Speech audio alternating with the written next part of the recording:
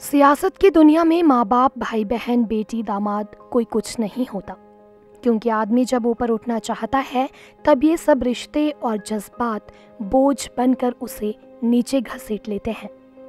साल 1984 में आई फिल्म इंकलाब का ये डायलॉग उस किरदार का है जिसे दुनिया उत्पल दत्त के नाम से जानती है। नमस्कार, ईटीवी पॉजिटिव भारत के पॉडकास्ट में आपका स्वागत है। आप दीक्षा शर्मा को सुन रहे हैं। आज बात उत्पल दत्त की। आज की पीढ़ी शायद इस नाम से वाकिफ ना हो, लेकिन जब भी भारतीय सिनेमा के इतिहास के पन्ने पलटे जाएंगे तो ये नाम जरूर मिलेगा। इंटरनेट पर उत्पल दत्त का नाम सर्च करने पर एक खिलखिलाता चेहरा नजर आएगा, जिसे देखकर आपके चेहरे पर भी मुस्कान आ जाएगी। जो नाम से नहीं जानते शायद चेहरा देखकर पहचान लेंगे। उनका चेहरा देखते ही साल 1979 में रिलीज हुई फिल्म गोलमाल का एक एक सीन याद आ जाता है। इस फिल्म को अमोल पालेकर के डबल रोल राम प्रसाद और लक्ष्मण प्रसाद के साथ जिस किरदार ने अमर किया था वो था उत्पल दत्त का निभाया भवानी प्रसाद का किरदार। आज कॉमेडी के लिए फूहड़ और डबल मीनिंग डायलॉग का सहारा लिया जाता है, लेकिन उत्पल दत्त की कॉमेडी उनके हाव भाव में थी। 29 मार्च 1929 को आज के बांग्लादेश में बारिसाल में जन्मे उत्पल दत्त शुरुआती पढ़ाई के बाद ही थिएटर से जुड़ गए थे। शिलोंग से शुरुआती पढ़ाई करने के बाद कोलकाता पहुंचे थे। उन्हें जैसे उनका पहला प्यार मिल गया था। अंग्रेजी थिएटर से जुड़े कि उसी के हो गए। शेक्सपियर से ऐसा लगाव था कि उनके नाटकों में रच बस जाते थे। साथ ही बंगाली फिल्मों में भी काम करना शुरू किया। नाटक और बंगाली फिल्मों के बाद उन्होंने हिंदी फिल्मों का भी रुख किया और एक अलग मुकाम हासिल किया। गुड्डी, गोलमाल, नरम गरम, शौकीन, इंकलाब, रंग बिरंगी ये कुछ ऐसी फिल्में हैं जिसने उन्हें घर घर तक पहुंचा दिया।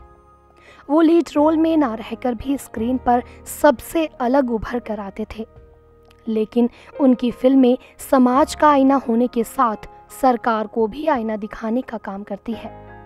कहते हैं उनकी फिल्में दर्शकों को तो खूब पसंद आती, लेकिन सरकारों को नाराज कर देती थी। अपने एक नाटक की बदौलत उन्हें जेल तक जाना पड़ा था। साल 1963 में उनका नाटक कल्लोल विवादों में घिरा। इसमें 9 सैनिकों के बगावत की कहानी दिखाई गई थी।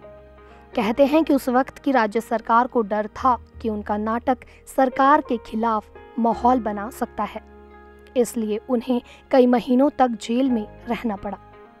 साल 1967 में बंगाल में सरकार चला रही कांग्रेस की हार हुई तो उसकी एक वजह उत्पल दत्त की गिरफ्तारी को भी माना गया।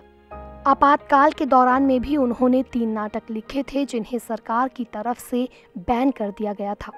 कुल मिलाकर उनके निभाए किरदारों ने सिर्फ समाज को ही नहीं बल्कि सरकारों को भी सोचने पर मजबूर किया, और इसके लिए ना तो उन्होंने कोई हथियार उठाया और ना ही कोई धरना दिया। उन्होंने अपने क्राफ्ट यानी नाटक और एक्टिंग को हथियार बनाया। जिसने भी फिल्म गोलमाल देखी होगी उसमें निभाया उनका किरदार बखूबी याद होगा। फिल्म में उत्पल दत्त का बेटा राम प्रसाद कहना आज भी होठों पर हंसी ला देता है। उनकी बेहतरीन डायलॉग डिलीवरी के आगे कई बड़े एक्टर पानी भरते थे। उनकी शानदार एक्टिंग के लिए उन्हें कई अवार्ड से नवाजा गया। उत्पल दत्त को उनके हुनर का सम्मान भी मिला। फिल्म भुवन शोम के लिए उन्हें वर्ष 1970 में राष्ट्रीय पुरस्कार मिला था। वहीं फिल्म गोलमाल के लिए उनको फिल्म फेयर बेस्ट कॉमेडियन के अवार्ड से नवाजा गया था। इसके अलावा भी उन्होंने कई अन्य अवार्ड अपने नाम किए थे। 19 अगस्त 1993 को उत्पल दत्त का निधन हुआ और करीब 20 साल बाद उनके नाम से भारत सरकार ने डाक टिकट जारी किया था। आज उत्पल दत्त हमारे बीच नहीं है, लेकिन उनकी कहानी सीख देती है कि अपने हुनर की बदौलत आप सिनेमा के पर्दे पर बड़े बड़े सितारों के बीच अपनी चमक भी बिखेर सकते हैं और बड़ी से बड़ी ताकत को भी झुका सकते हैं। उनकी उपलब्धियां कई हैं, लेकिन सबसे बड़ी उपलब्धि है अपनी शानदार एक्टिंग से लोगों का मन मोह लेने की। आशा है आज का सिनेमा कई यादगार लम्हे देने वाले उत्पल दत्त से प्रेरणा लेता रहेगा। उम्मीद करते हैं कि आपको हमारा आज का यह पॉडकास्ट पसंद आया होगा। हमारे साथ बने रहने के लिए आपका शुक्रिया। आपका दिन शुभ हो।